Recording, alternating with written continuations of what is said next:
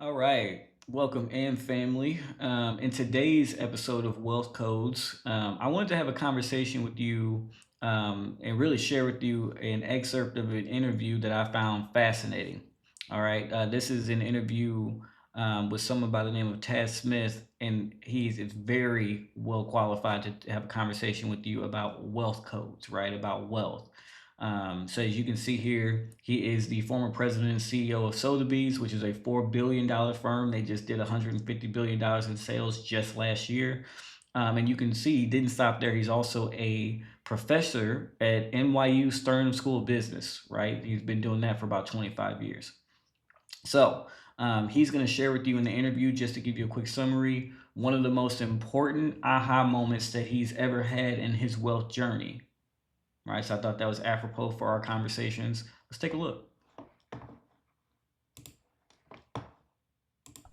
I didn't realize that if the average year the money printer goes, call it 8 to 10%, even in the Western countries, even in the OECD nations, and the average return on the S&P 500 is, call it 9-ish percent, including dividends, maybe 9.7, maybe a little less, that it means that all of the work of the S&P 500, all of the value created there is actually the money printer. That to me was startling. I mean, to think about that, the fundamental notion that in a closed system or even an open system, when you're printing money at the rate of 8 to 10% a year, everything is losing value, and the things that appear to be gaining value are not gaining value. They're just keeping you even. So you can put all your money in the S&P 500 and you're not gaining any relative wealth at all. That's a startling insight. I mean, when you really think about the entire value of the S&P 500, on average over a long period of time, not even a long period of time, is equivalent to the money printer. That's, to me, a shock. And it was a shock that said, oh my goodness, how do you think about creating wealth that is relatively greater in this economy? And you have to look hard. The other thing you can imagine is I could tell you about Sharpe ratios and diversification. I could tell you all these different things. And, you know, it's interesting. You can take a concept like diversification of risk, and at a top level, it can be a very powerful and useful tool. But if you are so focused on the mechanistic aspect of that, you can step back and miss the forest, which is in a highly diversified portfolio, it's unbelievably hard to pick up relative amounts of wealth. It is. Diversifying your portfolio, however you do it, is by and large going to reduce your incremental gain in wealth, irrespective of the Sharpe ratio. It's concentration of capital in specific bets that outperform the money printer, where you actually create wealth. That was a shock to me. I just didn't get it. I didn't understand it, even though I taught finance for 20 plus years. I'm still a professor at NYU Stern, at Stern Business School. I've taught strategy and finance for technology, media, and entertainment companies. I'm on a 2-year hiatus, but I'll be presumably going back in the spring. For 25 years, I have almost, actually more than 1,000 former students. And I still didn't get it until I'm age 58. That's the Bitcoin journey.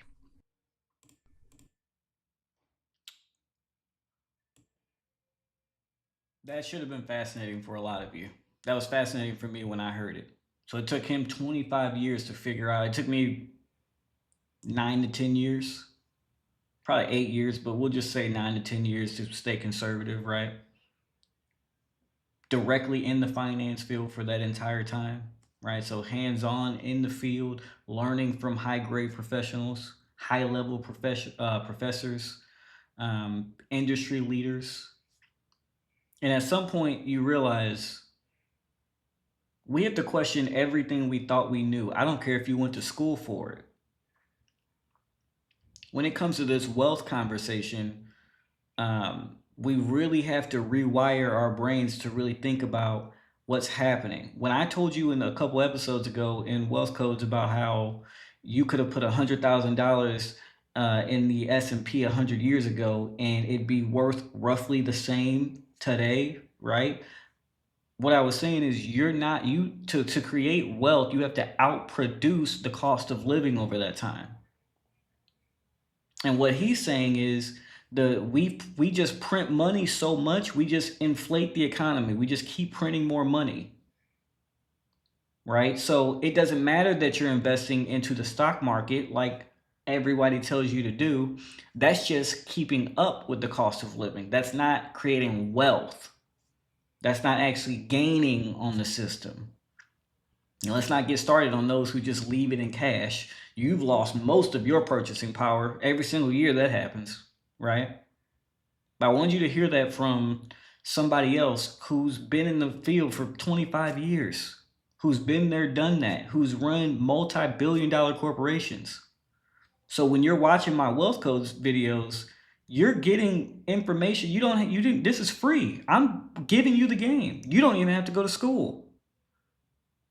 You don't have to deal with any of the hard parts of learning the way it all works. Most importantly, I'm teaching you stop regurgitating the information that you think you know. How much information do we have that we think we know versus it's just regurgitated? Somewhere along the way, right, in your life, somebody told you something and now you regurgitate that as if it's just pure law and fact. When do you peek under the hood and question all of this? Because this is just in wealth codes, but imagine how much in life, you doctors out there, imagine how much that you're just regurgitating. You lawyers out there, imagine how much you're just regurgitating, right? Police officers, are you sure that that's the law, or were you just trained to do something? And then when you go look under the hood, people that work at the IRS, spoiler, you're going to meet some you if you go to actually talk to people in the IRS that worked there, they'll tell you that there's a lot of reason to believe that we pay taxes that aren't even lawful, aren't even legal. There's no tax code for it. We just were told that that's what it is, and then when you go look into the actual handbook, it's not really there. Or there's some wordplay there, but really when you get down to it legally, that's not a requirement.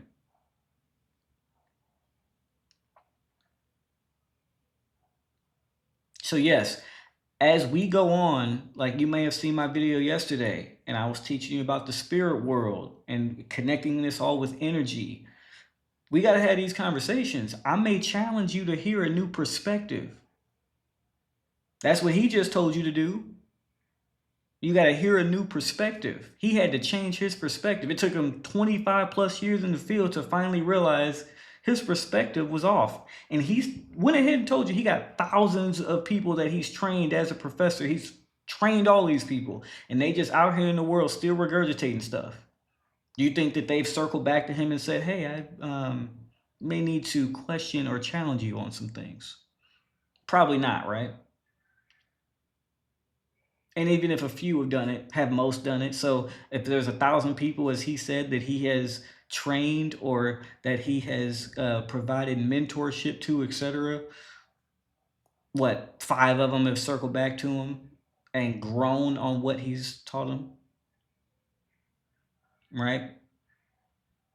So this is just another episode of Wealth Codes. I want to help you understand I'm providing great value to you right now, even though it may not seem like it. It might seem like it's kind of out there, it's off the cuff, it's not applying directly. I'm giving you the keys. Now, yes, you are going to have to do some work. You're going to have to learn how this applies to you and how you're going to implement and integrate.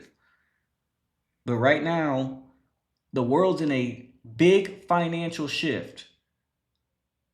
For the past 100 years, the US dollar, the stock market, all this and that.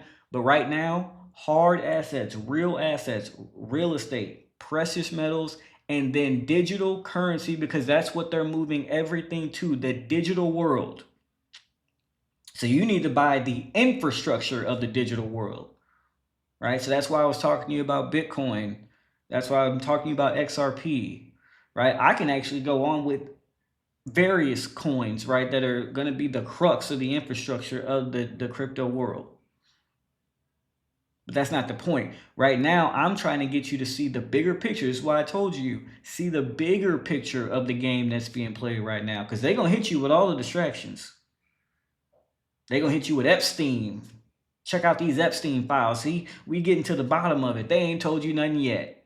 You watching, turn that TV off. Didn't I tell you earlier this year to turn that TV off? What have you learned since the beginning of the year when I told you how to position your assets for the year? Then a couple episodes ago, I proved to you why that was good, right? How we're doing. And then at that same time, back in the early part of 2025, I told you to turn that TV off right after the Super Bowl. Turn the TV off. Learn something. Grow. Change your perspective.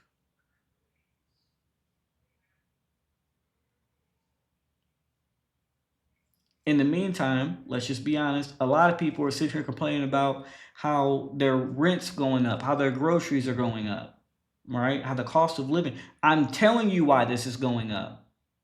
We print umpteen dollars. It's fake money. So the more money we shift out there into the world, the less valuable it is because there's more of it. When is that going to stop? When is the value of the dollar going to stop going down? Right? If we just continually print more of it, when does that stop? And it's a trick question. It doesn't stop, right? And so that's where you have to make a conscious decision. Put all the distractions down and really make the change in your life to decide, how am I going to position myself to grow my wealth? Because I'm going to tell you what doesn't work. The old pull yourself up by your bootstraps.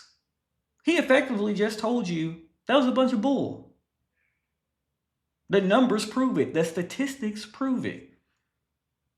You pulled yourself up by your bootstraps, right? And you kept up with the cost of living. Great job. We're trying to make wealth here, though. We're trying to actually grow in our assets, not just keep up. So how do we do that? That's what we're here to do, right? We're not here to just keep up, right? So if you was in the lower middle class, then you still in the lower middle class. How do we get up? The way to get up is to outperform what the average is. That's what you need to do. The question is, how do you do that? First, you learn that the whole system is based on energy. Now, I'm going to give you a quick hint. When I talked to you about gold, right? I told you we need to invest in gold on top of the cryptocurrencies. Why do you think I did that? Gold is actually one of the highest forms of conductors of electricity. Do you know that? See how it always reverts back to energy? Gold is valuable not just because it's scarce, not just because it looks good.